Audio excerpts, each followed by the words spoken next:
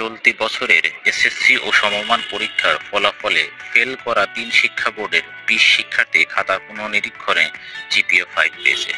এর মধ্যে মাদ্রাসা বোর্ডের ১৬ জন, ৩ জন ঢাকা শিক্ষা বোর্ডের এবং ১ জন ময়মনসিংহ বোর্ডের। এবার ১১টি শিক্ষা বোর্ডে ১৩,৯৭৯ জন পরীক্ষার্থীর ফল পরিবর্তন হয়েছে। ফেল দেখানো হয়েছিল এমন ৪,৭৯২ জন পরীক্ষার্থী খাতা পুনর্নিরীক্ষণে পাশ করেছে, আর জিপিএ 5 পেয়েছে নতুন ১,১৪৬ জন। এতে প্রশ্ন উঠেছে পাবলিক পরীক্ষায় খাতা মূল্যায়নের ব্যবস্থা নিয়ে।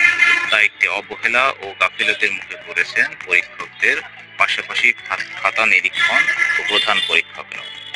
একজন পরীক্ষক খাতা পরীক্ষার পর তা নিরীক্ষা করেন সংশ্লিষ্ট বিষয়ের আরেকজন শিক্ষক।